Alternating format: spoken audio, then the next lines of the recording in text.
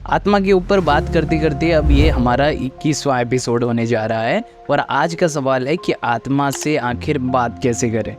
तो अगर आप समझना चाहते हैं कि किस तरीके से एक इंसान आत्मा से बात कर सकता है, किस तरीके से एक मृत व्यक्ति की आत्मा मिल करके एक जिंदा इंसान के साथ बातचीत करती है, इस पूरे रहस्य को समझने के लिए आपको समझना होगा आखिर शास्त्र आत्मा को क्या कहकर संबोधित करते हैं, शास्त्रों में आत्मा को लेकर क्या कहा है, इस बात को समझना पड़ेगा। तो आत्मा को लेकर यूँ तो हम अक्सर बहुत सारी बातें सुनते हैं, अलग अलग लोगों की अलग अलग राय आती है, लेकिन आत्मा के बारे में किसी के भी मुंह से कही गई किसी बात को सच मानने से पहले बहुत ज़रूरी हो जाता है कि हम समझें आखिर शास्त्र आत्मा को क्या कहकर संबोधित करते हैं। अब सनातनी होने के नाते हमारे पास बहुत सारे धर्म ग्रंथ हैं जहाँ से हम आत्मा के बारे में पढ़ सकते हैं, समझ सकते हैं आत्मा को। लेकिन विशेषकर यदि हम उच्चतम यानी कि टॉप के ग्रंथों को देखें तो उनमें उपनिषदों का नाम आता है।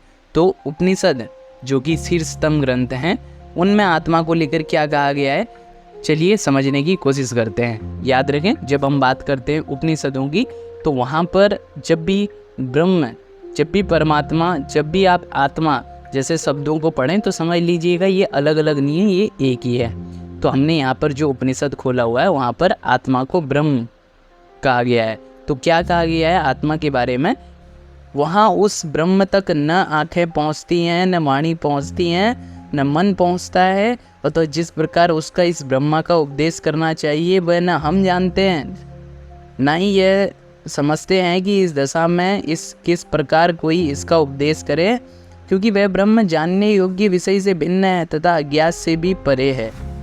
तो क्या कहा जा रहा है आत्मा को लेकर, सबसे पहले तो ये कहा जा रहा है उस ब्रह्म यानी कि उस आत्मा तक कभी हमारी आंखें नहीं पहुंच सकती, वाणी नहीं पहुंच सकती और मन भी नहीं पहुंच सकता। यानी कि आत्मा वो है जिसको वाणी के माध्यम से समझाया नहीं जा सकता। आत्मा वो है जिस तक मन पहुंच नहीं सकता, कितनी भी मन कल्पना कर ले वो आत्मा तक नहीं पहुंच सकता। और कह रहे हैं कि आंखें भी नहीं पहुंच सकती, हम इस दुनिया में कहीं पर भी चले जाए वो आत्मा नहीं दिखेगी। ठीक, अब इसी तरीके से अगर हम श्रीमद् भगवद गीता पढ़ते हैं तो वहाँ पर आत्मा के बारे में श्री कृष्ण क्या कह रहे हैं अर्जुन को, चलिए समझने की कोशिश करते हैं। तो यहाँ पे हम श्रीमद् भगवद गीता अध्याय 2 20वां श्लोक पढ़ते हैं।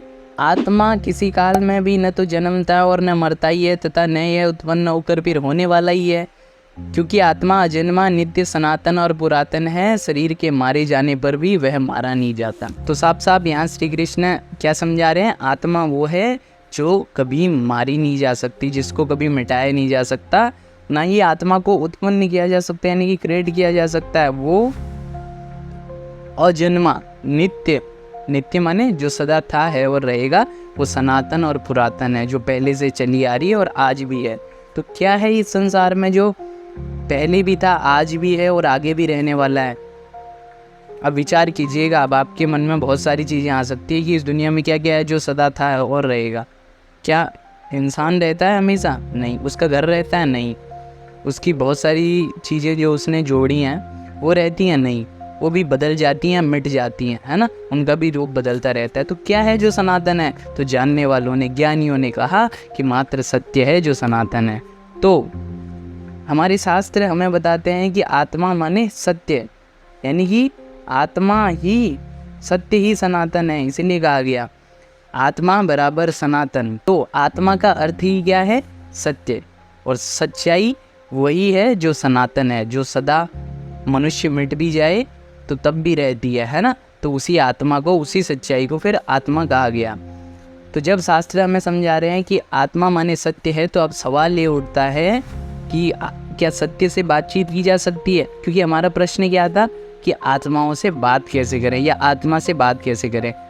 तो बताइए, बात तो इंसान और इंसान के बीच में संभव है ना, लेकिन चूँकि हमने शास्त्र नहीं पढ़े होते हैं, हमें नहीं पता आत्मा का वास्तविक अर्थ क्या है, तो हम यही भूल कर बैठते हैं। हम सोचते हैं कि आत्मा कोई उड़ती हुई चीज़ है, कोई भूत है, कोई ऐसी दिव्य चेतना है जो इंसान के मरने के बाद भी इधर उधर भटकती है।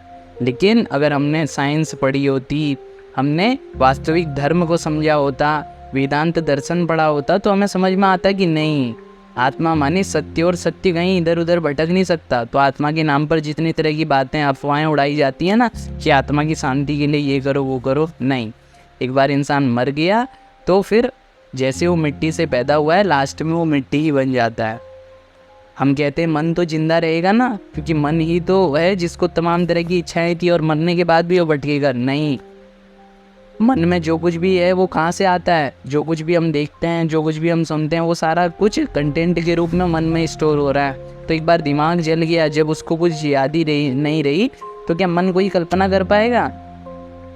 क्या मन अतीत के बारे में सुनकर डरेगा जब दिमाग ही काम नहीं करेगा? तो इसलिए इंसान मर गया तो मन भी ख़त्म, दिमाग भी ख़त्म, यानी कि सब कुछ उसका ख़त्म, कोई आत्मा शेष नहीं रही। आत्मा तो पहले भी थी, अगर सत्य पहले भी था तो इंसान के मरने के बाद भी तो रहेगा ना। तो इस तरीके से आत्मा यानी सत्य सदा था, है और रहेगा। तो आत्मा और आत्मा, या सत्य और आत्मा, या सत्य या इंसान कभी आपस में बातचीत नहीं कर सकते। तो बहरहाल इस वीडियो को देखने के बाद आत्मा से बात कैसे करें, इस प्रश्न का सीधा जवाब आपको मिल गया होगा। इस वीडियो को देखने के बाद कोई सवाल है, सुझाव है, तो मैं आपसे निवेदन करूंगा कि प्ले स्टोर से आचार्य प्रशांत एप्लीकेशन को डाउनलोड करके आत्मा नामक इस पुस्तक को जरूर इस एप्लीकेशन में पढ़ें।